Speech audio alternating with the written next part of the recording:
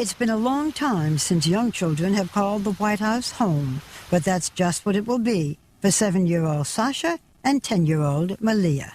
You have said that the most important thing is to try to keep them as normal as possible, but they're going to be spending perhaps the next 8 years, very formative years, in the White House. When their father walks in the room, a band plays Hail to the Chief. They're followed everywhere. Yeah, I've been trying to get Michelle to do the same thing, where I walk in. Does hum it? Yeah, hum it. I saluted Salute. Once. You saluted him? Yeah. He laughed. He didn't take it very seriously. So.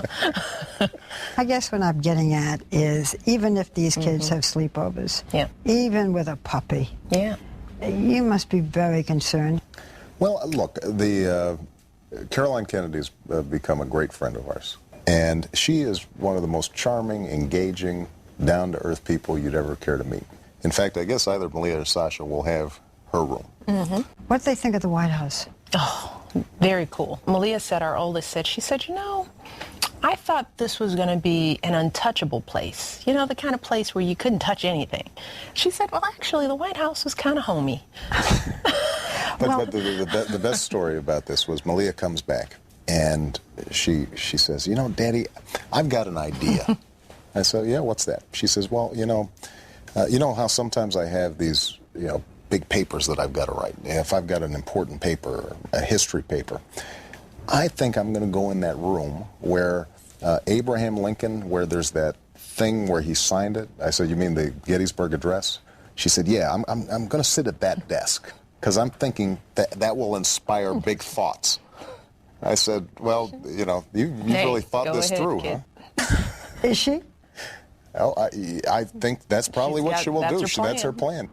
Soon their father will be working in the White House, and so will Sasha and Malia. They're going to do chores in the White House? Yeah, that was the first thing I said to some of the staff when I did my visit. They said, we're going to have to set up some boundaries because they're going to need to be able to make their beds and clean up. And they do that now. They've been doing so in the that White since House, they're going to make the beds and clean up their rooms? That's going to be one of my goals. You just don't make their beds. Make mine.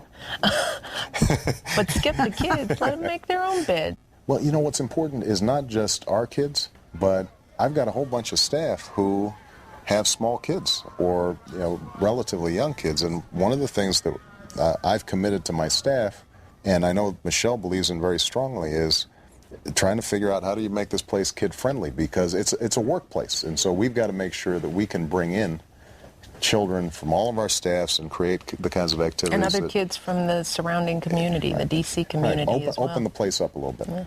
Tell us why private school for the girls and not public school? Our goal was to find the school that was the best fit for our girls. And we looked at a number of schools, and they got to look at a number of schools. And, we were concerned about a smooth transition for them and security and safety. And privacy. And in the end, the school that we chose was the one that for the girls felt the most comfortable. So we're focusing on getting the kids settled and changing doctor's records, and, we're going to have a vacation, and I've got to go to the dentist. Thanksgiving is coming, and Christmas is coming, so Santa's got to get his letters. You name it, it's on the list, and it's keeping me up at night. Do the girls write letters to Santa? They do. Yes, they do. This is true. Well, they won't be watching right now, so we all believe in Santa, right? We all believe in Santa. We still believe in Santa. Santa is, our kids believe in Santa because, as Malia said, there's no way my mom would buy me all this stuff. So there must be a Santa because our parents don't get us anything. The truth is, though, we don't get them, we don't buy them Christmas presents because what happens is that between grandma aunties, godparents, they get so much loot. Yeah, we're paying their rent. That's enough, kids. Their groceries. Right. They eat every day. They eat every day. Merry Christmas.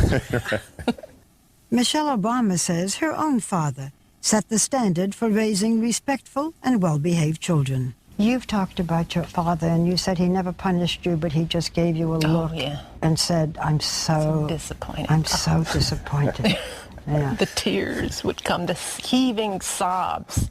My mother would, what happened? What did he do? He's upset with me. So yeah. Do you do that with the girls? Oh yeah, I try Say, to. I'm She can also holler at him a little bit. There, you know, I can discipline, but you know. She's a disciplinarian. No, he is. I'm not a softie. I'm not okay. a softie. I mean, we don't spank, but But you don't have to. you don't have to, because they generally don't like disappointing us. No. What we try to do is explain to them what our expectations are ahead of time. And We do a lot of talking, and I think that's probably the thing that gets my kids. They don't want to hear a mommy lecture, and it's a discussion, you know, about the ramifications and what did you think, and this could have happened, and they're like, oh, whatever, okay, I will never do that again. Just stop talking, Mom. When we come back, Thanksgiving at the Obamas, and guess who's coming to dinner?